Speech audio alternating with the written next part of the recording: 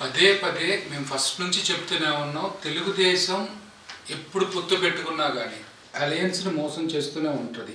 అంటే మిత్రపక్షాన్ని మోసం చేస్తూనే ఉంటుంది. నేను ప్రతి నియోజకవర్గానికి ప్రతి ఒక్క ఎలక్షన్కి ఏ విధంగా మోసం చేశారు, సొంత పార్టీ వాళ్ళు పోటీ చేస్తే ఆల్మోస్ట్ ఒకే ఓట్లు ఎలా వస్తాయి, వేరే పార్టీ వాళ్ళు పోటీ చేస్తే ఎలా తేడా వస్తాయి అని చెప్పి నేను ప్రతి నియోజకవర్గం నుంచి చూపించబోతున్నాను. ఇది ఖచ్చితంగా పవన్ కళ్యాణ్కి కానీ జన సైనికులకు కానీ కాపులకు కానీ వెన్నుపోటు పొడిచే ప్రక్రియ మాత్రమే తెలుగుదేశం చేస్తుంది. అది ఆల్వేస్ 100% కరెక్ట్. ఇది బీజేపీ రియలైజ్ అయింది కాబట్టి పొత్తు విషయంలో చాలా జాగ్రత్తగా అడుగులేస్తూ ఉంది. మీకు 2004లో తెలుగుదేశం భారతీయ జనతా పార్టీ కలిసి పోటీ చేసింది. అప్పుడు 2004లో తెలుగుదేశం పార్టీ విజయవాడ వెస్ట్ నుంచి వాళ్ళే పోటీ చేశారు, పార్లమెంట్ కూడా వాళ్ళే పోటీ చేశారు. 2004లో బేగ్ గారు పోటీ చేస్తే 35,846 వచ్చినాయి. 35,846. అదే ఎలక్షన్ లో 2004లో పార్లమెంట్ కి అశ్విని దత్ గారు పోటీ చేస్తే విజయవాడ వెస్ట్ నుంచి 34,584 అంటే 1,000 ఓట్లు మాత్రం అటు ఇటుగా కరెక్ట్ గా పడినాయి. చూడండి, 34,584, 34,584. ఇక 2009కి వస్తే వాళ్ళు సిపిఐ సిపిఎంతో పొత్తు పెట్టుకున్నారు. సిపిఐతో పొత్తు పెట్టుకున్నప్పుడు 2009లో కాకర్లపూడి సుబ్బరాజు గారు పోటీ చేస్తే కేవలం 26,000 ఓట్లు మాత్రమే సిపిఐ వచ్చినాయి. 26,226.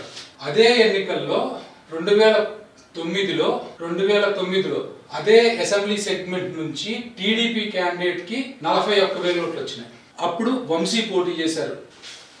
ఇదే ఎన్నికలో 2 అసెంబ్లీ సెగ్మెంట్ లో పార్లమెంట్ సెగ్మెంట్ విజయవాడలో టీడీపీకి 41,000 ఓట్లు వచ్చినాయి. అక్కడ ఉన్న మిత్రపక్షం సిపిఐకి 26,000 ఓట్లు వచ్చినాయి. అంటే దాదాపు 15,000 ఓట్లు క్రాస్ అయినాయి. ఇక 2014 ఎలక్షన్ చూద్దాం. 2014లో తెలుగుదేశం ఎవరితో పొత్తులో ఉంది? బీజేపీతో పొత్తులో ఉంది. ఎవరికి టికెట్ ఇచ్చారు? వెల్లంపల్లి శ్రీనివాస్ టికెట్ ఇచ్చారు. వెల్లంపల్లి శ్రీనివాస్కి 60,072 ఓట్లు వచ్చినాయి. 60,072 ఓట్లు వచ్చినాయి. సో అదే ఎలక్షన్ లో కేసినేని నాని గారికి 2014 Kesineni Srinivas 2014 Vijayawada parliament total assembly 7. ఇక్కడ విజయవాడ వెస్ట్ కేసినేని శ్రీనివాస్ గారికి 76,585 వచ్చినాయి. 76,585. తెలుగుదేశం పార్టీకి విజయవాడ వెస్ట్ కేసినేని శ్రీనివాస్ 76,585 వచ్చినాయి. అదే ఎలక్షన్ లో మనం ఇందాకే చెప్పుకున్న వెల్లంపల్లి శ్రీనివాస్ గారికి 60,000 వచ్చినాయి. అంటే దాదాపు 15,000 ఓట్లు క్రాస్ అయినాయి. ఇక్కడ గమనించండి.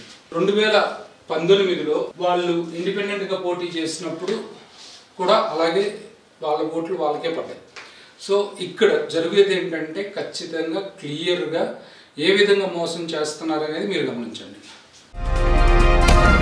ఈ వీడియో కనుక మీకు నచ్చితే లైక్ చేయండి. మా ఛానల్ని సబ్స్క్రైబ్ చేసుకోవడం మాత్రం మర్చిపోకండి.